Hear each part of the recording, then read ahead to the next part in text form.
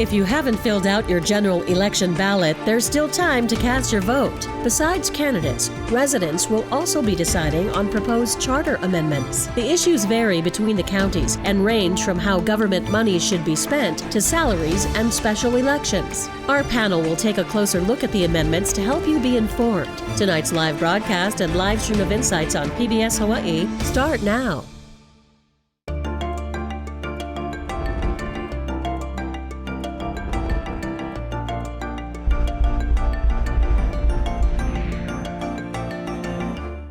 Aloha and welcome to Insights on PBS Hawaii. I'm Elena Hugh. In this year's general election, voters have the chance to weigh in on several proposed changes to their respective county charters. Now, there are 26 total charter amendments, 3 for Hawaii County, 4 each for Honolulu and Kauai counties, and a whopping 15 for residents in Maui County. Now, our panel tonight will attempt to break down as many amendments as we can get to. So we look forward to your participation in tonight's show. You can email or call in with your questions. You'll also find a live stream of this program over at pbshawaii.org and on our PBS Hawaii Facebook page. Now over to our guests. Sabrina Bowden is the General Assignment Reporter with Hawaii Public Radio. Before her move to Oahu, she worked as a government and public safety reporter and was also the editor at the Garden Island newspaper on Kauai. Brittany Light is a general assignment reporter for Honolulu Civil Beat. She specializes in watchdog reporting, narrative storytelling, and coverage of Neighbor Island and social issues. She lives on the North Shore of Kauai. And Ashley Mizuo is a reporter for the Honolulu Star-Advertiser.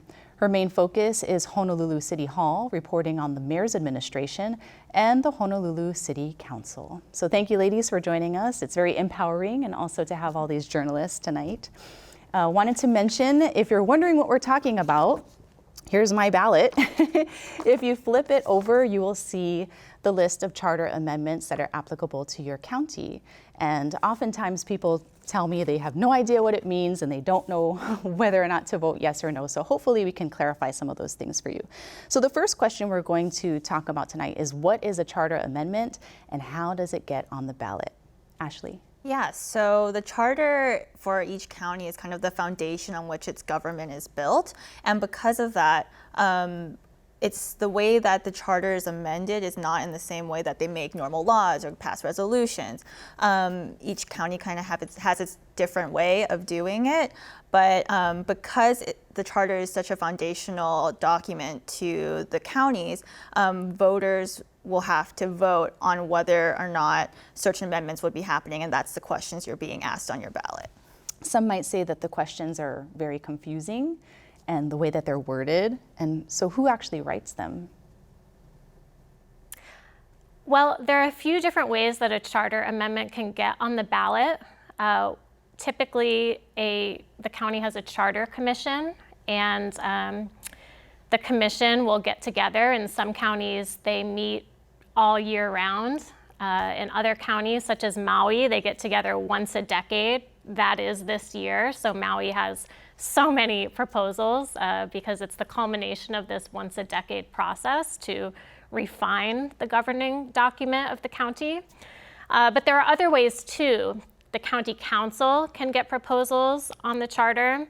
And there's also something called a citizen petition, where citizens can actually petition signatures and get a proposal on the ballot. So there are 3 different avenues of getting a charter amendment in front of voters. And if you're reading them, sometimes it's really hard to understand, well, what is this even trying to do? What problem is this seeking to solve? What would the effect of this be? How much is it going to cost me as a taxpayer, and is that worth it for me, in my opinion? So there's a lot to unpack, but I think that it's really worth the voters' time because you're not just electing a candidate to a term, you're actually putting a policy, enshrining it in the charter. It's going to be in that your county's constitution, basically. Possibly forever. I mean, certainly parts of the charter can be revoked, but when you put something in the charter, it really enshrines it into law, so it's a big deal. And speaking of Maui, we're actually going to start with Maui County.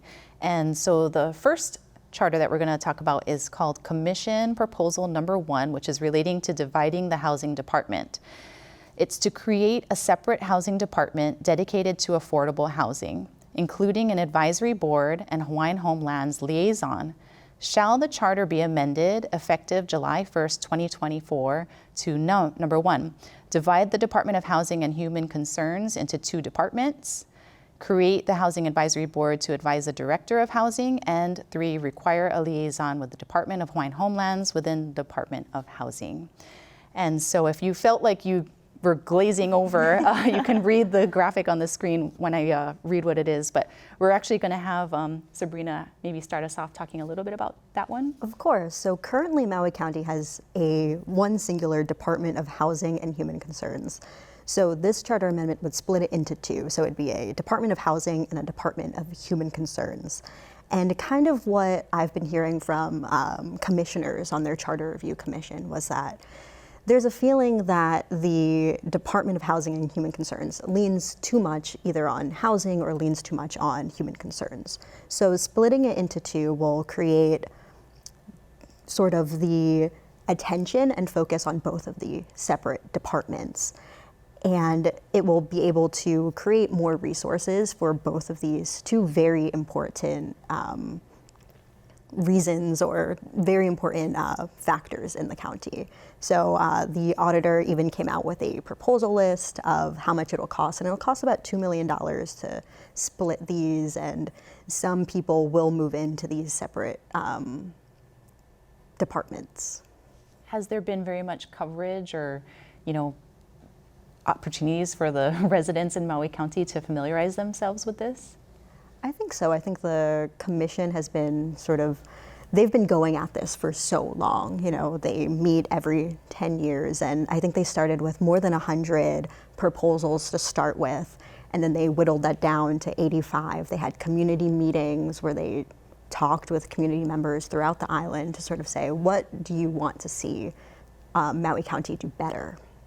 So they whittled it down to 13 with the I believe the commission, and then the council also proposed different amendments as well. Okay, thank you. Moving on to another charter amendment for Maui County, Commission Proposal Number 3 relating to ethics and financial disclosure. Number 1, require the filing of a financial disclosure statement by appointive officers and employees prior to taking office or participating in any official capacity. Number 2, prohibit officers and employees from taking official actions in which the officer or employee has a direct or indirect financial interest. And 3, prohibit officers and employees from using or attempting to use their position for unwarranted advantage to themselves or others. Yeah, so this proposal, again, this is an example of a proposal that would enshrine into law a concept that I think most of us subscribe to, right? It would make it very clear that advocating for your personal interests as an elected or appointed official is a no-no. It's unlawful. That's not to say that that isn't the case now, but this is just being explicit. It's also providing some protections so that I think what this aims to do really is to help restore public trust and faith in government that is so essential to democracy. I think this is just a little checks and balances exercise that makes it very clear, if you're in office, you can't be taking any action, advocating for a policy, for example, that would enrich yourself or benefit you in some direct personal way. Do you think this is in response to lawmakers' actions or previous lawmakers? I think that, across the state, but certainly in Maui County as well, there have been these government scandals. And, when we have a series of these situations happening and people are reading about it in the news, again, it just erodes trust in government. That's scary. So yes, I do think that that's sort of what's informing this. Mm-hmm. Has there been opportunities for other counties to adopt these amendments as well? Like they'll see it as an example and then? Yeah, there's a lot of sort of sharing, oh, Honolulu did this, maybe we should piggyback off of that. I think, these documents are sort of living and breathing, and there are always opportunities to refine them. And that's why we have charter commissions where folks spend, in some cases, years really contemplating, well, how do we improve government? Sometimes it's because there's a blatant problem and we need to fix it. Other times it's because, well, this is happening on the mainland and it could happen here, so let's help protect ourselves. Okay, and continuing the conversation about Maui County, Council Proposal number 12 relates to water authorities. It reads, shall the charter be amended to establish Maui County community water authorities with regional community boards to manage water collection and delivery systems acquired by the water authorities, including state license areas in East Maui, and to pursue long-term water lease agreements with the state to provide a long-term reliable supply of water for domestic and agricultural needs. So this is a proposal that's full of more than a century of history. We know in Hawaii, plantation companies have, really had a lot of control over water. And there have been lots of effects associated with that. In East Maui, for example, some of the smaller farmers, taro farmers, for example, their streams have dried up in recent decades because of water diversions being done by these legacy plantation companies. So this is a proposal that sort of seeks to give some citizen oversight to water control. It would allow the county to create these regional entities to control water, to monitor how it's being used. And it would start with East Maui, and the county could then go ahead in the future and create other regional water authorities on Lanai, on Molokai, elsewhere on Maui. And there's some controversy around this proposal because the department has a Department of Water, and the department itself is saying, hold your horses. Do we want to take control of these antiquated water systems that are so old, that are leaking untold amounts of water? Do we want to assume responsibility for that? How much would that cost? Although the county auditor did prepare a report that seeks to sort of put a financial number on what each of these proposals would cost taxpayers, he wasn't able to do that for this one. A lot of research would have to go into figuring what's the dollar amount associated with creating a regional water authority. So there's a lot of support in the community for this proposal. At the same time, there is this pushback. Is it premature? We don't know what it would cost. We don't really know what it would entail. So this is very interesting. Interesting to see what the result will be as well. Yeah. All right, we're going to move over to Honolulu. And thank you for shedding light on what's happening over in Maui County. Yeah. And so for Honolulu Charter amendments, we have charter question number 1, which relates to Affordable Housing Fund amount. And so it reads, shall the revised city charter be amended to increase the mandatory percentage of the city's estimated real property tax revenues to be appropriated annually for deposit into the Affordable Housing Fund from 0.5% to 1%? Ashley, nice run-on sentence. Yeah, I think to start, we should talk about, what is the Affordable Housing Fund? So basically, it's a fund that's within the Honolulu City and County, where most of the city's revenue comes from property taxes. So the Affordable Housing Fund currently gets 0.5% of all real property taxes goes into this Affordable Housing Fund. And this fund is only to be used on affordable housing projects for people with 60% AMI, 60% of the annual median income and below. And then those projects need to stay affordable for 60 years. So this charter amendment is basically asking voters if they want to increase the 0.5% of real property taxes to 1 full percent. And what that kind of looks like monetarily is 0.5% of real property taxes is about $8 million. So we'd be moving to $16 million, putting into that affordable housing fund. The reasoning kind of behind this charter amendment is because, affordable housing has become such a hot topic, and the need is there. Everyone talks about, the state study that says Oahu needs 21,000 additional housing units between 2020 and 2030 to reach demand. And the city council kind of saw that, and they decided we want to pose it to voters to see if they want to add more money to the fund. This fund has kind of been underutilized in the past. There was a time in the beginning of the year where it was about $38 million was still in the fund, but that has since gone out for solicitation through Mayor Blangiardi's administration, and they're planning to use this current amount of affordable housing fund, the $8 million that we just got, to do another solicitation for more affordable housing projects, basically. What people kind of say that proponents of the bill say this would be great because that's just more money that developers can count on to build affordable housing, which we know developers always say it's very difficult to do these types of projects because they have to rent or sell under market value. But opponents to the charter amendment say, when you allocate funds directly to one thing, you can't use those funds for other city services. So if we were to increase the charter amendment were to pass, that $8 million extra that would be going into affordable housing fund would not be used on other things that the city council wants to use it on. But that would mean that the city council can't take away that extra $8 million from affordable housing specifically. Yeah. Would you say that they've done a good job of letting people know about what this amendment is about? I always think that across the state, these charter amendments are always kind of just glazed over. I mean, statistically, they always say that county charter amendments just pass because people are like, I don't know what this is, I'll just vote yes.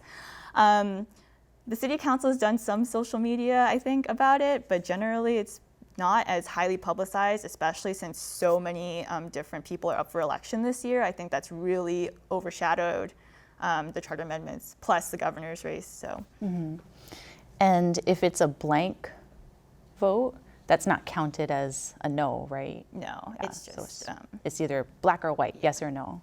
yeah. Okay. We do have a comment from a viewer, and he says, or they, I wish you did this program sooner. I already sent in my ballot, and I didn't know the beans about these charter amendments, but it's a great show. And thank you. Yes, in speaking to some of my friends and family members that we were doing this show, a lot of people expressed frustration not knowing anything about the amendments. So if you are going to vote on Tuesday or drop off your ballot on Tuesday, at least you know a little bit more. And I actually have my ballot here, so as you know, I'm taking my notes. Continuing with the Honolulu charter amendments, number 2 is relating to the makeup of the Planning Commission. And if you want to take a look at the screen for guidance, it's up there as well. Shall the revised city charter be amended to require that the Planning Commission have at least one member with substantial experience or expertise in one of the following categories or disciplines, that each of the categories be represented by a different member, and that all of the categories are represented on the commission. So first, A, Native Hawaiian traditional and customary practices, Native Hawaiian law or traditional Hawaiian land usage. B, land use planning policies and principles. C, land development and construction. And D, climate change and sea level rise causes, effects, and solutions, or environmental protection and preservation. Yeah, so again, let's talk about what the Planning Commission is, because I think commissions are kind of just there's so many of them, we don't know what they do. So the Planning Commission is 9 members. They're appointed by the mayor and then approved by the city council. They basically advise the city and the mayor, the city administration, city council members, on land use questions, zoning issues, the Oahu General Plan, the Sustainable Communities Plan. All of these things kind of go to the Planning Commission first before being put into an actual bill to be legislated. They did a lot of work on, this new short-term rental bill that Oahu's seeing that's been extremely controversial. They had a big hand in crafting that. So currently this commission, the Planning Commission, is usually dominated by people who are in the construction development sector. The charter amendment was introduced because the City Council felt that the Planning Commission needed to be diversified in terms of it not only being, people who were involved in development and construction and architecture and things like that. Basically, the new of the qualifications, the second two, the land use planning policies and principles and land development and construction, that's not new. That's always been there. The new things are the background in Native Hawaiian traditional and customary practices, and then the climate change and sea level rise causes. And we know we're seeing these types of issues come up more and more and more with shoreline setbacks, and the council just passed a historic preservation committee to keep historic preservation and cultural practices. Former DPP Director Dean Uchida was originally against the measure. He testified against it at the City Council because he thought it's already so difficult to find people, he said, qualified people to serve on this commission because it's unpaid. They have to go through a lot of technical work, they have to attend meetings and whatnot. But the council members did feel that it needed to be diversified. And if this were to pass, it wouldn't go into effect until the next vacancy on the commission, which isn't until June 30th. And the requirements category would begin from scratch. So that would mean even though they would need to represent each category within the commission, it would start all over again. So that could mean that another 2 people who only have a land use planning or land use development could still be appointed, and then we wouldn't see these 2 new additions with the Native Hawaiian cultural background or climate change background until after that. But they could decide to appoint someone within those, but that's just how it could roll out. How long do they serve for? They serve for 5 years in staggered terms, so it kind of depends on the year which ones are coming out and which ones are going back in. All right, well, thank you so much. Okay, we're gonna head over to another neighbor island, and this is Kauai. And so for the Kauai County Charter amendments, the first one we're gonna talk about is actually related to the prosecutor vacancy. Shall the county charter be amended to require that future elections for prosecuting attorney occur at the same time as the county's regularly scheduled elections?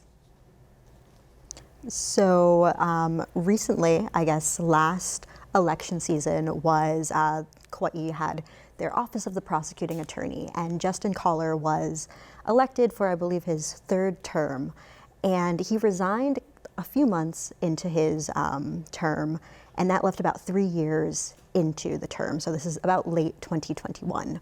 So that sparked a special election, and the reason why there was a special election to begin with was because in the charter, they didn't really have a plan on how to fill that vacancy.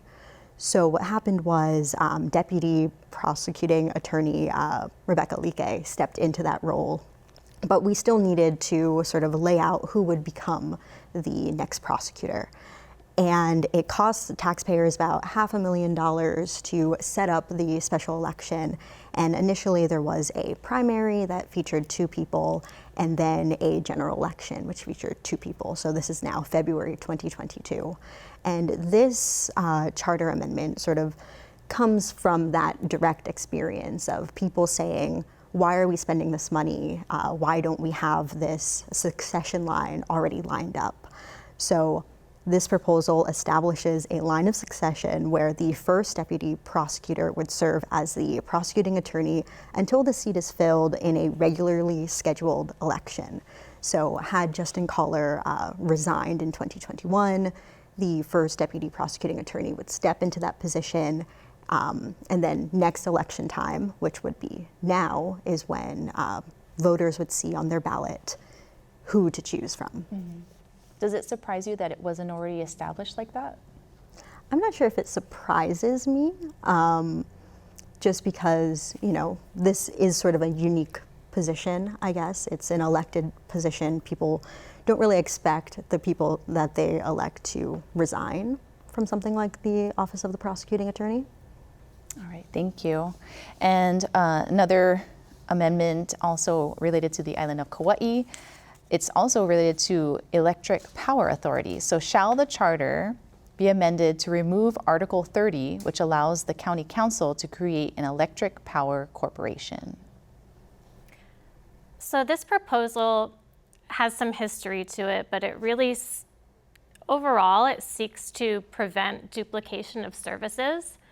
The history is that back in 2002, voters actually gave the Kauai County Council the power to establish a board to oversee the utility that we now know as KIUC, Kauai Island Utility Cooperative. The reason for that is that during this time in 2002, the island's only utility was for sale. A Connecticut-based company was selling it. So it was a time of immense uncertainty. There were some fears about, would there be disruption of services? What would happen? So as sort of a safeguard, voters, through a charter amendment, gave the county council this ability to create this board that could oversee the utility to kind of help keep it going if there were issues. Now there weren't issues, and today KIUC is powered by the greatest share of renewables in the state. Kauai members, because it is a co-op, a member-owned co-op. Kauai members pay the lowest electric utility rates in the state, so it's doing well. The idea behind this proposal is, well, the county council doesn't need this power anymore. It would be redundant if they ever chose to use it. It was given to them for this specific period of time as a safeguard. So let's revoke it, get it off the books, because we already have a utility that's working well. So that's what's behind this. Did you want to add anything, Sabrina? In talking to commissioners on the group, they kind of said that this is sort of a vote of confidence in KIUC, that by voting yes to this, it's sort of saying we agree with how KIUC is going, how it's working for our island. Okay. And one more for Kauai relating to salary commission. Shall the charter be amended to give the salary commission the authority to establish the maximum salary for elected and appointed officials? So Kauai is actually the only county in the state that has not granted its salary commission this authority. So if voters say they want this, it would bring Kauai County's salary commission in line with other salary commissions around the state. What it's aiming to do is to better attract and retain talent, leadership talent in the county. There is a longstanding issue of, especially with leadership roles within county agencies, of having longstanding vacancies. One reason for that is that something that's developed over the years is that some of the lower ranking jobs actually have higher salaries than some of the higher ranking jobs. So it could be difficult to compel someone to want to take on more responsibility and to move into a greater leadership role when it comes with a pay cut. So that's one thing that this proposal is trying to correct. The Salary Commission, all they do is study salaries, and they have all of this data, and they propose a maximum salary, a cap. So this would sort of allow them to put that cap in place based on all of their research. Again, with the idea of helping to fix some of these sort of inequities when it comes to the position level and the pay. There is a sort of a checks and balances effect here, in that the county council or the mayor would still be, they wouldn't have to abide by the salary cap.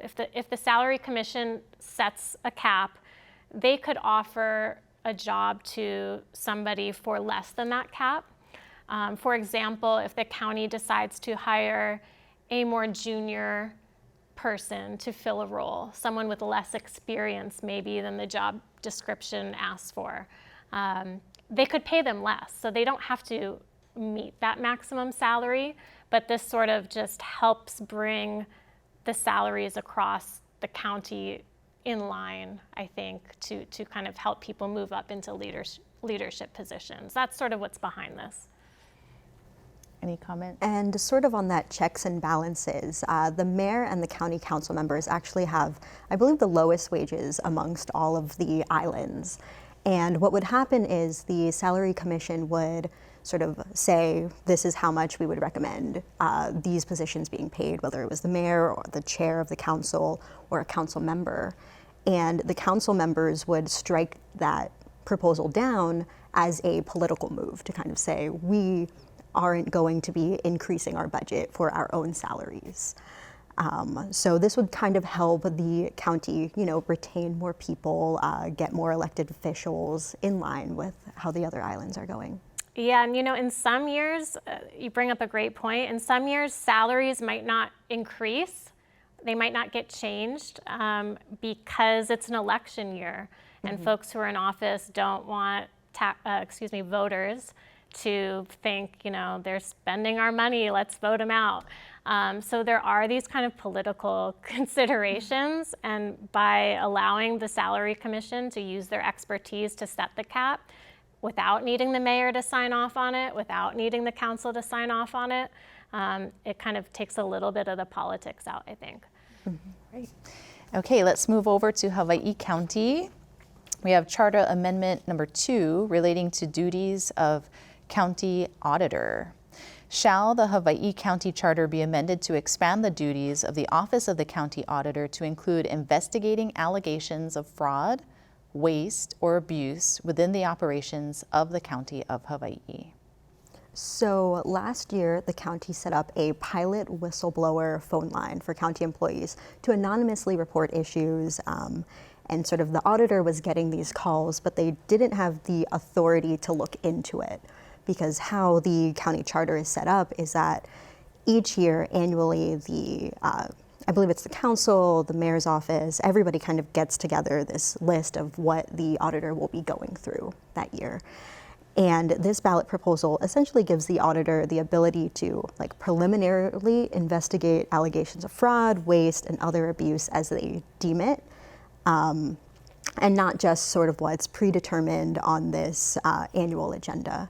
And the work for this charter amendment was done with the county auditor as well as with the council member, Ashley Kirkowitz, sort of going through it. So they set up this phone line for people to call and report, but there wasn't really anything in place regarding what to do with the information. So what would happen is county employees would maybe say, hey, this is something that we may not have the resources to do right now, or I suspect something is ongoing within our department, and the county auditors, their hands were tied, where they couldn't look into anything or even get sort of those first steps rolling to see if there was any allegations that needed to be investigated. All right. Well, of course, we welcome your comments and questions. You can call in. You can also post comments on our Facebook page.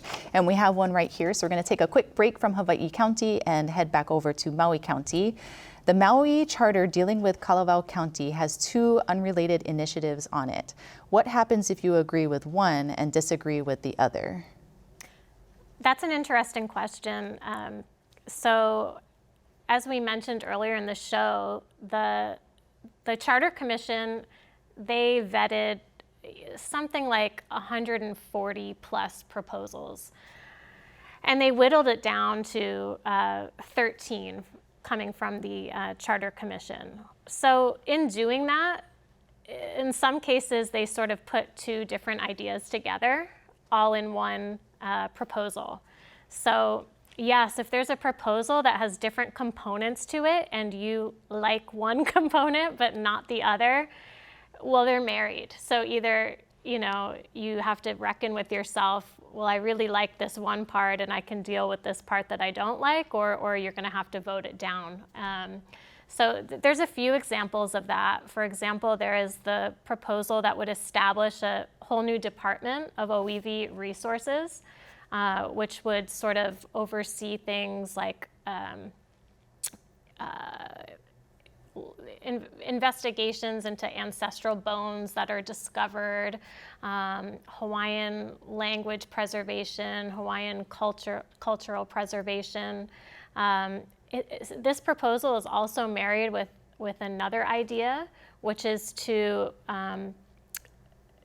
make the county function as a true bilingual government, so that the county would have to issue all of its notices in Hawaiian language and English language. So it's another example of, some people might really want Maui County to embrace this bilingual government, but they might say, well, but do we really need this department? And again, these two ideas are similar in theme, and they're married in this way. I think charter commissioners really were just trying to get as many of these important issues in front of voters in a way that didn't bombard them. They didn't want to put 25 proposals in front of voters. So in some cases, you have multiple ideas all smushed together, and it's really going to be on the voters to decide whether there are some deal breakers in there, even if they do like part of a proposal. Okay, jumping back to Hawaii County, we have Charter Amendment number 3, which relates to establishing a youth commission. Shall the Hawaii County Charter be amended to establish a youth commission, which would consist of at least 9, but no more than 15 members between the ages of 14 to 24 years old, whose duties would include advising the mayor, county council, and official agencies of the county on legislative and budgetary matters, assess existing programs, advance new programs that support youth development, and encourage and coordinate youth participation in county initiatives and other forms of civic engagement. Sabrina. Yeah, so I think earlier in the show we were talking about how some of these questions are written a little confusingly. And I think this question kind of lays out everything that you would kind of imagine about wanting to establish a youth commission, which would be no more than 15 members of, kids age 14 to 24. You're getting a wide range of sort of teenagers and young adults to inform the county on different policies that may be coming through, different youth development programs that could potentially impact the island-wide youth.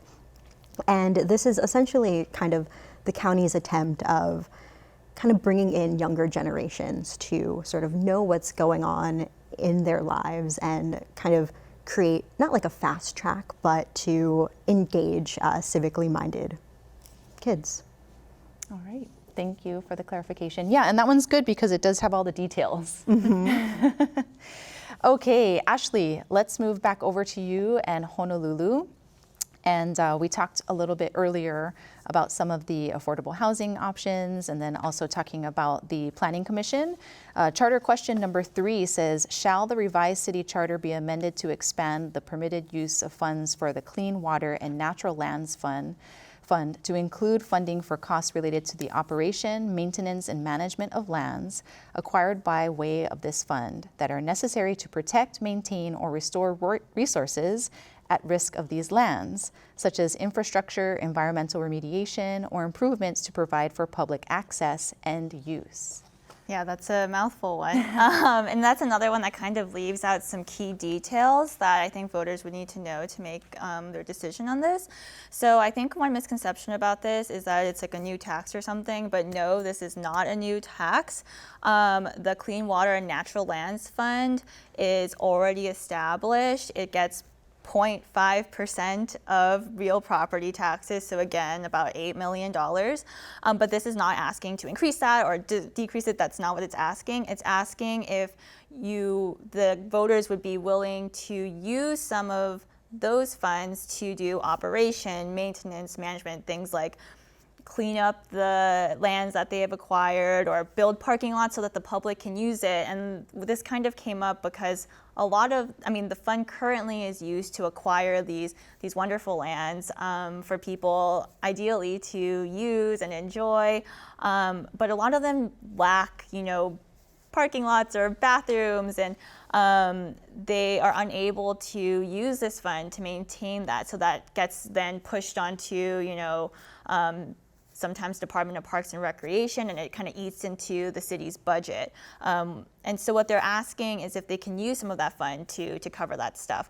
But what's not mentioned in this chart, in the question, but is in when they pass the resolution to put it on, is that this amount would be capped to only 5% of the fund. So that means of the $8 million that gets put into the fund each year, only 5% of that would be used to do this maintenance operation, infrastructure development. So that's like kind of an interesting yeah.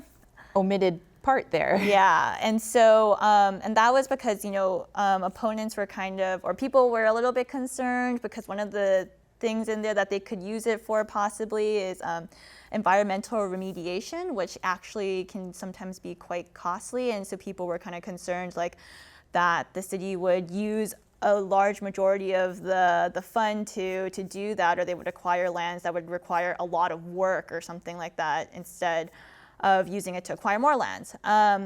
But really it's only 5% of that, so that comes out to like about $400,000 that would go to this. And another thing to add is that it takes a really long time for them to, the commission that governs this fund, to pick projects and allocate the funds and acquire the lands. So currently within the fund, there's about $31 million still needing to be spent. That's currently just kind of sitting in the fund, and they're trying their best to you know, get that money out, but it is taking a long time. Although they said it's picking up traction as they acquire more and more lands and people learn about it. So, you know, if you're a landowner that has some type of conservation land or something that you think that you might want to try to sell to the city because it should be preserved, but you just don't want to take care of it anymore or whatnot, you could contact the commission and ask if that would be considered. But another thing to note would be that this charter amendment would only pertain to new funds coming in. So it's not like 5% of the whatever's in the fund currently. It's only 5% of the incoming funds. Okay. All right. Thank you so much for the clarification. And of course, let's talk about charter question number 4 for Honolulu as well. Shall the revised city charter be amended to update the provisions pertaining to the Office of Council Services, or OCS, the research and drafting arm of the council, to reflect its current functions, consolidate various provisions related to the OCS in a separate chapter of the revised charter like its fellow legislative branch agencies? That includes the Office of the City Clerk, the Office of the City Auditor, provide for the appointment, salary, and duties of the OCS Director, and expressly recognize the authority of the licensed attorneys in the OCS to provide legal advice to the City Council and its members. Yeah, so this one is, again, a mouthful, but it's kind of a little bit of a housekeeping measure because in the current charter, this Office of Council Services, it says in the charter that they are permitted to create it, or they're permitted to have one, but it's not enshrined in the charter like the other departments within the city.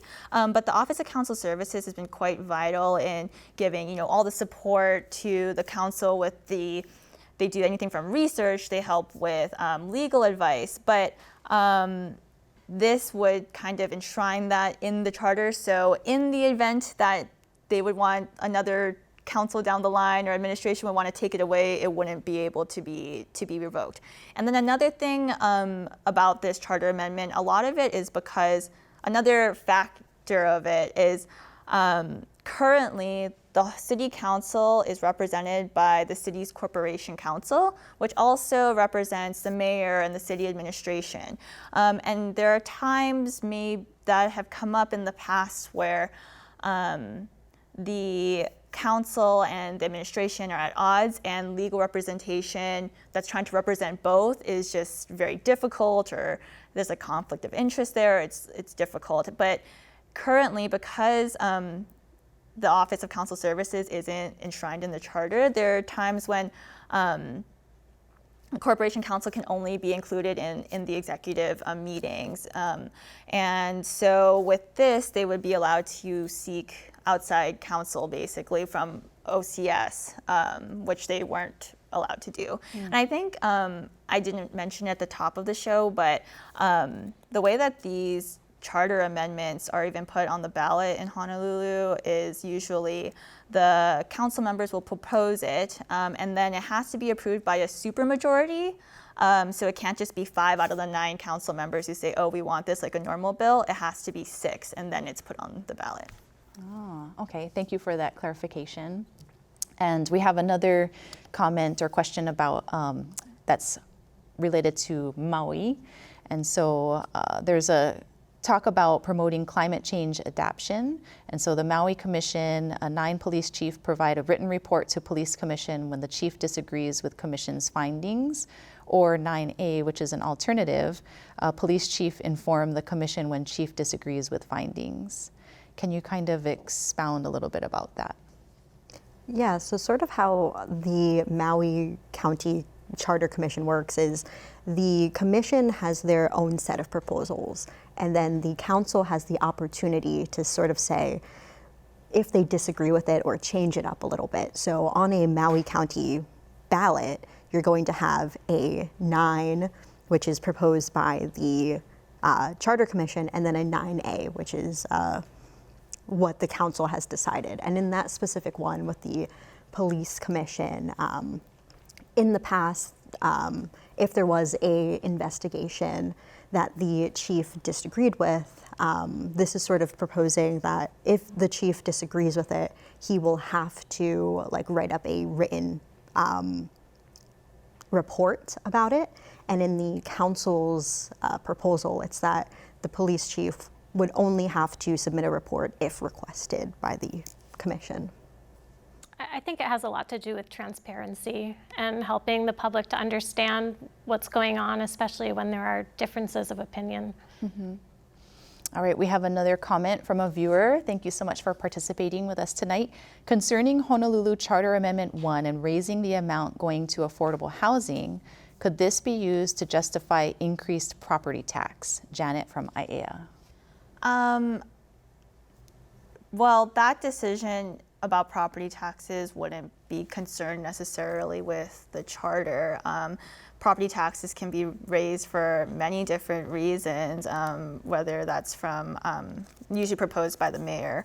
However, one thing that might be kind of comforting to people in Oahu about raising property taxes is that the city has last year they approved receiving transit accommodation taxes that go to the city. So it's kind of like a big jump in revenue for the city because the city really only has property taxes as its main revenue source, and that's been that way all the way until very recently. And now that it has this TAT tax coming in from hotels and whatnot, it's really been a boost to the city's budget. So maybe some comfort there about property taxes, but no, the Affordable Housing Fund increase does not mean that they're going to be raising property taxes.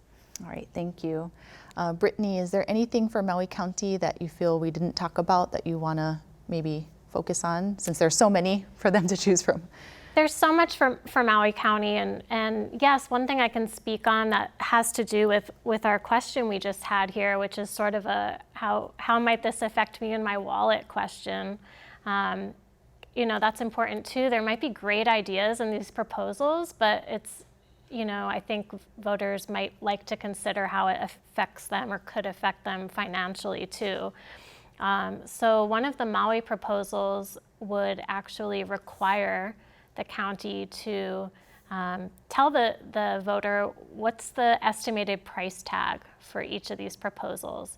The county voluntarily did that this year for most of the proposals. As we discussed earlier, the proposal having to do with the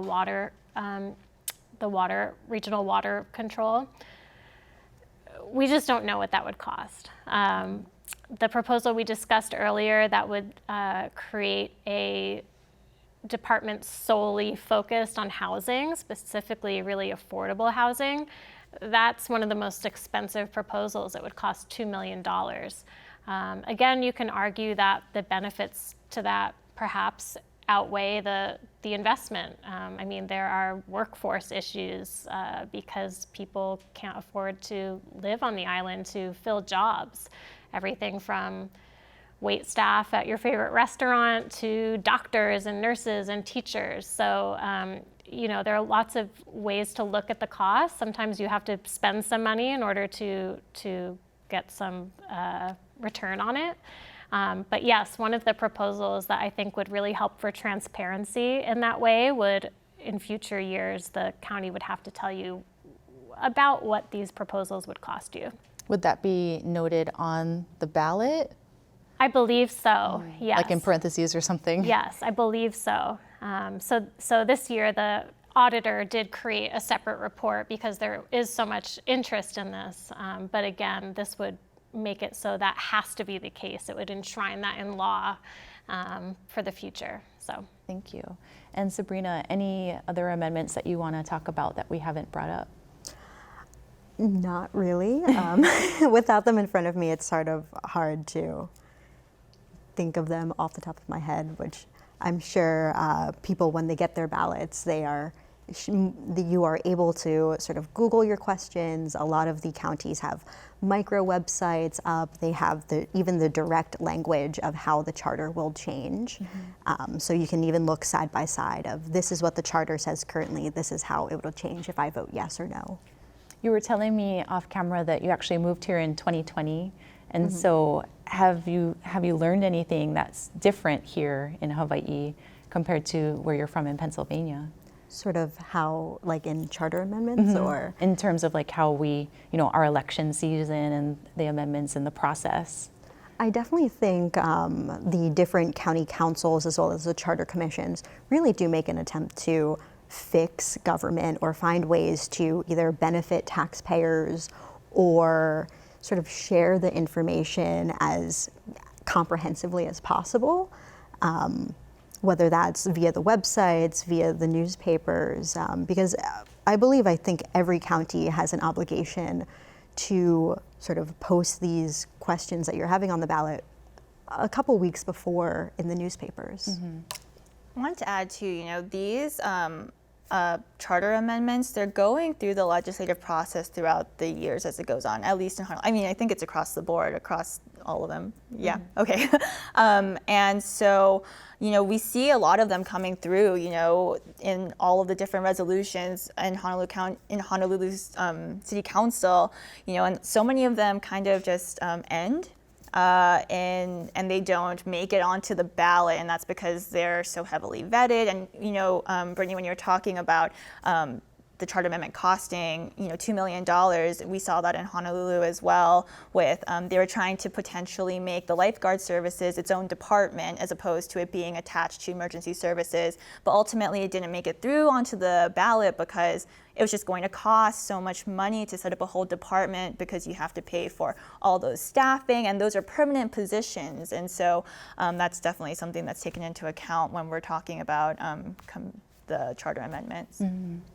What are your guys' thoughts about, election day coming up as far as the turnout? I think, it will be interesting to see what the turnout is. Of course, I'm hoping for a high turnout for our state, for our counties. I think people are still adjusting to the option of mail-in voting. I think it's nice that we have options still, but especially when you're dealing with some of these really in-depth charter amendments, I personally love that I can sit at home with my coffee in the morning and my laptop and research and from the comfort of my home and make sure that I understand these charter amendments because some of them are really impactful. And for you guys, obviously for Honolulu, it's just on the back side, but for Maui County, you have additional pages? Yeah, I believe it's 2 pages. And, I urge people to take the time because, they really affect the daily lives in many cases of citizens of that county. So if you're a voter in that county, I would encourage you to figure out how you feel about it and vote that way. And Sabrina, any words of encouragement as far as folks heading to the polls or delivering their ballot on time? Of course. Well, I believe November 3rd is the last day that they're saying to safely mail your ballot. So after this point, if you can drop it off at one of the deposit sites or directly to a voter service center, that's the best way to make sure your ballot counts. And Ashley, how do you go about finding out where to drop it off? Yeah, it should be on the state election website for every county, and then each individual county has on their website probably as well where they can go and drop it off and whatnot. And for all you procrastinators out there, you shouldn't procrastinate, but if you do, you can still vote in person and on election day too. And as long as you're in line to vote by 7 p.m., you will be able to vote. And that means like even if you're trying to drop it off in like the mail, one of the ballot boxes that are out there, but there's a line. If you're there by 7, yeah. Thank you so much. All right, well, mahalo for joining us tonight. And reminder, the general election is coming up on Tuesday. You can still drop off your ballots at voting centers. And you can also vote in person, as Ashley just mentioned as well. So thank you to our guest, Sabrina Bowden from Hawaii Public Radio, and from the Honolulu Star Advertiser, Ashley Mizuo, and Brittany Light from Honolulu Civil Beat. Now next week on Insights, you're not out of the clear as far as election season. It will be over, but we are actually going to break down the results of the general election to see who residents voted into office. So please join us then. I'm Elena Hugh for Insights on PBS Hawaii. Aloha and ahui ho.